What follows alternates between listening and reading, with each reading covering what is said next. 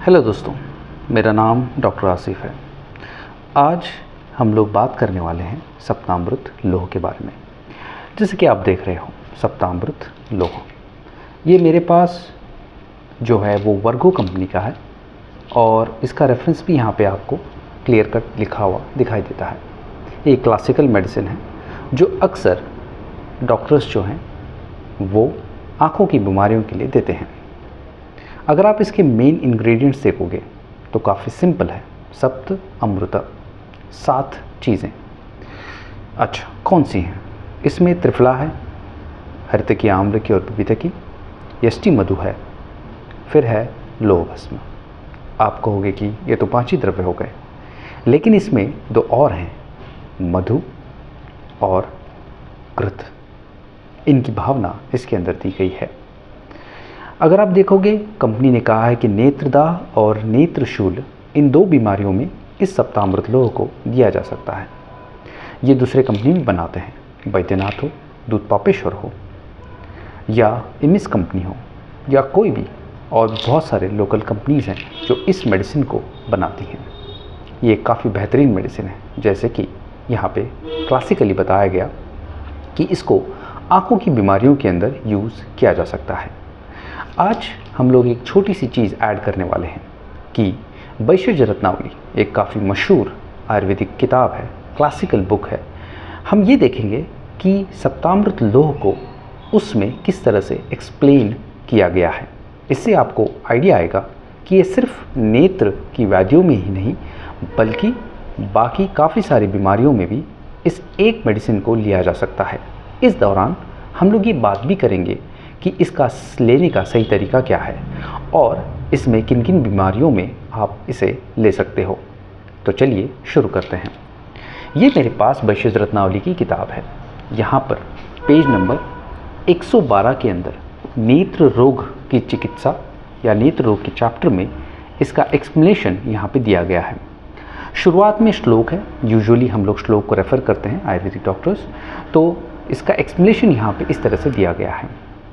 पहली चीज़, इसमें कौन सी चीज़ें हैं? जैसे कि मैंने आपको बताया कि इसमें त्रिफला है, लौह भस्म है, मुलेठी है, और ये चारों के चारों ये तीनों त्रिफला, लौह भस्म और मुलेठी 4-4 मास इसमें लिया गया है। इसी तरह से इसमें घृत और शहद के साथ संध्या के समय इसको लेने के लिए कहा गया है। टैबलेट में आपने देखा कि घी और शहद को ऐड करके टैबलेट को बनाया गया है, लेकिन क्लासिकल रेफरेंस में क्या कहा जाता है? आपको त्रिफला लेनी है, लौह भस्म लेना है और यष्टि मधु यानी मुलेठी लेना है। अगर आप देखोगे तो ये सारी चीज़ें इक्वल क्वांटिटी में हैं, 4-4 माशे इक्वल क्वांटिटी में हैं। आप जितने भी लो, 50 ग्राम 50 ग्राम 50 ग्राम इक्वल क्वांटिटी में आप इसको ले सकते हो।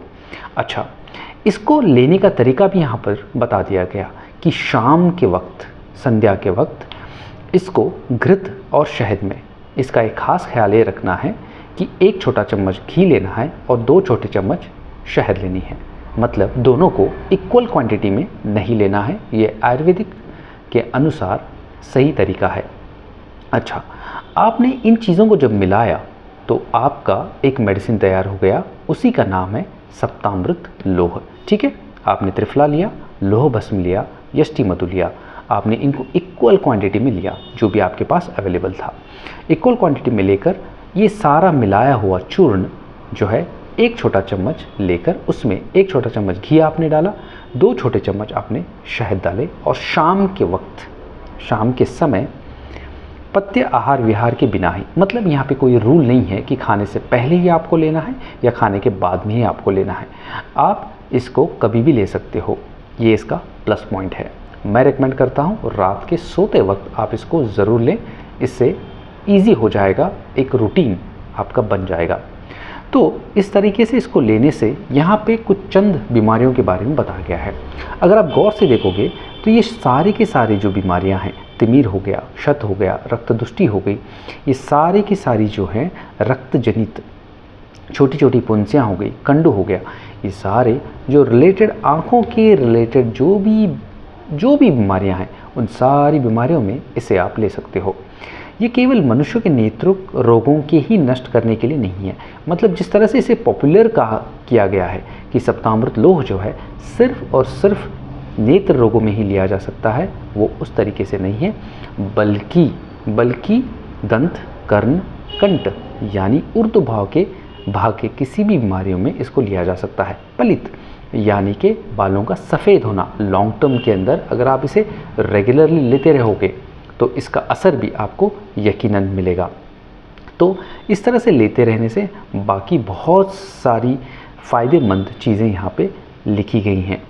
तो यहाँ तक क्लासिकल टेक्स्ट ने ये क्लेम किया है कि शरीर जो है इतना सुदृढ़ हो जाएगा कि आप 100 वर्षों तक भी जीवित रह सकते हो। इसकी गारंटी अब के दौर में मैं नहीं दे सकता हूँ, ठीक है। तो इसको आप कैसे लोगे? इसको एक बेहतर या सही तरीका मैं समझता हूँ ये है कि आप 21 दिनों तक इस एक टैबलेट को या फिर इस तरीके से बनाई हुई मेडिसिन को आप रेगुलरली लें 21 दिनों तक, फिर 7 डेज़ का एक वक्फा ले लें, ठीक है। 7 डेज़ तक एक गैप ले लें, फिर उसके बाद फिर से 21 दिनों तक आप रिपीट करें। आप इस तरीके से कंटिन्यूसली इस मेडिसिन को लेते हुए जाएंगे तो यकीनन जो फ़ायदे यहाँ पे क्लासिकल टेक्स्ट बुक में गिनाए गए हैं, अगर आप इसी तरीके से लेते हो चूर्ण बनाकर खुद इक्वल क्वांटिटी में शहद और घी के साथ, तो यकीनन आपको बहुत ज़्यादा फ़ायदा होगा। तो ये सप्तामृत लोह लेने का बेहतर और सही तरीका है क्लासिकल टेक्स्ट बुक के अंदर। और ये जो टैबलेट ये बताई गई है ये इसके अंदर डाला गया है, इसे लॉन्ग टर्म में लेना पड़ेगा, मतलब काफ़ी दिनों तक। जिस तरीके से आप क्लासिकल टेक्स्ट बुक में जिस तरह से बताया गया उस तरह से लोगे तो आपको मेरे हिसाब से 2 हफ्तों में ही रिज़ल्ट आना शुरू हो जाएगा। अगर आप टैबलेट लोगे तो शायद 40 दिन भी लग सकते हैं।